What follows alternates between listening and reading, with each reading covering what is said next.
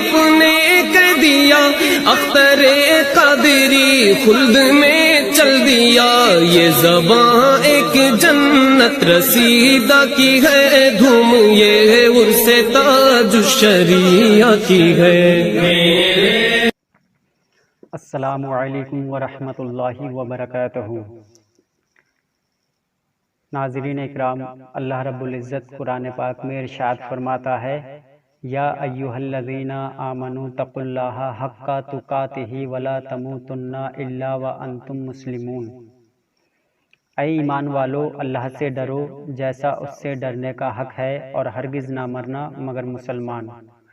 اللہ رب العزت ہمیں اس آیت کریمہ میں ڈرنے کا حکم دیتا ہے، یعنی کہ اپنے دلوں میں انسان خدا کا خوف رکھے۔ خوف خدا وہ نیک اور مقبول عمل ہے کہ جس کے دل میں پیدا ہو جاتا ہے، وہ دل نیکی اور تقوی کا مرکز بن جاتا ہے، اور وہ شخص ہر قسم کے گناہوں برائی سے دور اور محفوظ نظر آنے لگتا ہے۔ اور یہ خوف خدا کا نتیجہ ہوتا ہے کہ جسم کے تمام اعضاء، یعنی کہ آنکھ، کان، زبان، ہاتھ، پیر اور دل و دماغ سب کے سب نیک اور اچھے کاموں میں مشغول نظر آتے ہیں۔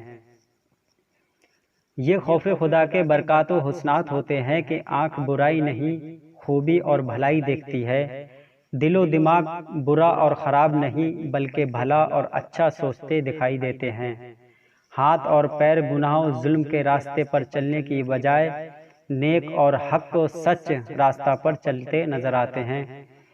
حضرات، میری گفتگو کا خلاصہ یہ ہے کہ جب آدمی اپنے دل میں خوف خدا پیدا کر لیتا ہے اور اللہ تعالیٰ سے ڈرنے لگتا ہے تو ہر قسم کے گناہ اور برائی سے محفوظ ہو کر اللہ تعالیٰ کی بارگاہ میں محبوب و مقبول بن جاتا ہے، اور خوف خدا کا انعام و اکرام بڑا عظیم ہوتا ہے۔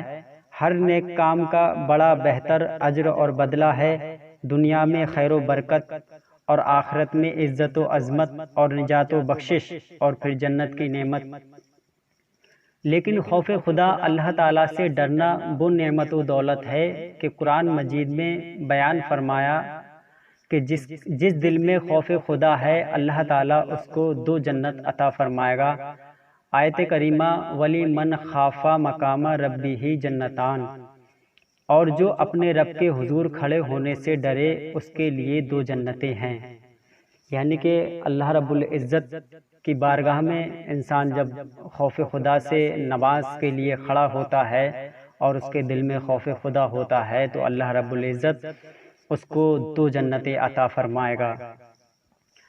محبوب خدا مصطفیٰ جان رحمت صلی اللہ تعالی علیہ وسلم نے فرمایا، جب بندے کا جسم خوف خدا سے کانپتا ہے تو اس کے گناہ اس کے بدن سے ایسے جھڑتے ہیں، کما یتحنط عن الشجرۃ ورقھا، جیسے درخت کو ہلانے سے اس کے پتے جھڑ جاتے ہیں۔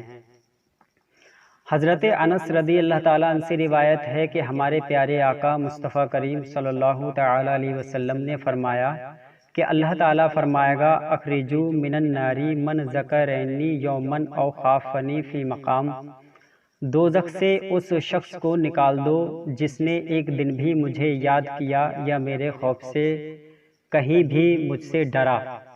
یہ خوف خدا کی برکت ہے کہ انسان ایک مرتبہ اگر اللہ کے خوف سے ڈرتا ہے تو اللہ رب العزت اسے بھی دوزخ سے نکال کر جنت میں داخل کر دے گا۔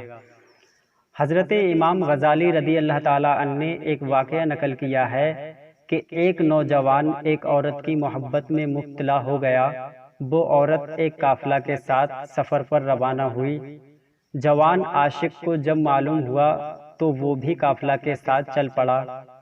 جب قافلہ جنگل میں پہنچا تو رات ہو گئی تھی۔ قافلہ جنگل میں ٹھہر گیا اور سب لوگ تھکے ماندے تھے، سو گئے۔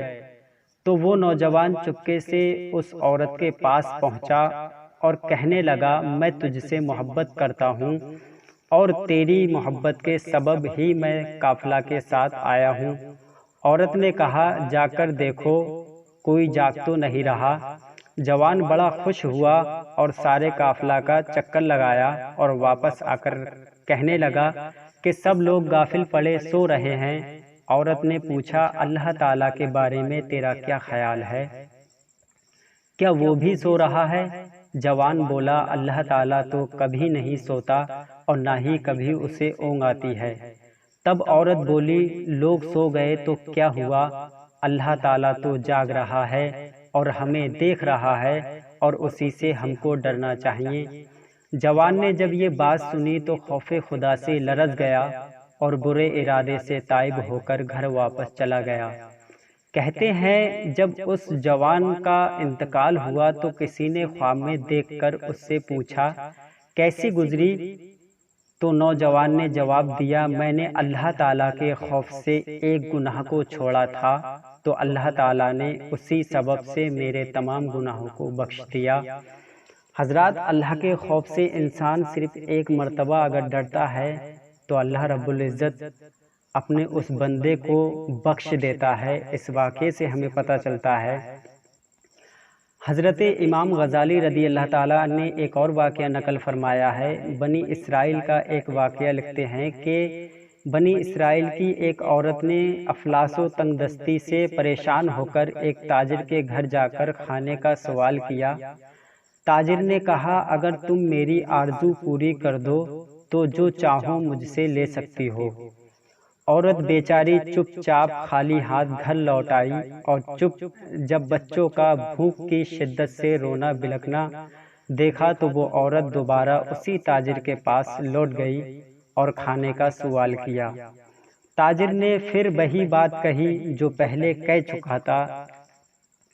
عورت رضامند ہو گئی، مگر جب یہ دونوں تنہائی میں پہنچے تو عورت خوف خدا سے کانپنے لگی۔ تاجر نے پوچھا کس سے ڈرتی ہو؟ اس عورت نے کہا رب تعالیٰ کے خوف سے لرزا ہوں جس نے ہمیں پیدا کیا۔ تو تاجر نے کہا کہ جب تم اتنی محتاج اور تنگ دستی میں بھی خدائے تعالیٰ سے ڈرتی ہو تو مجھے بھی اللہ تعالیٰ کے عذاب سے ڈرنا چاہیے۔ یہ کہا اور عورت کو بہت سارا مال دے کر عزت کے ساتھ رخصت کر دیا۔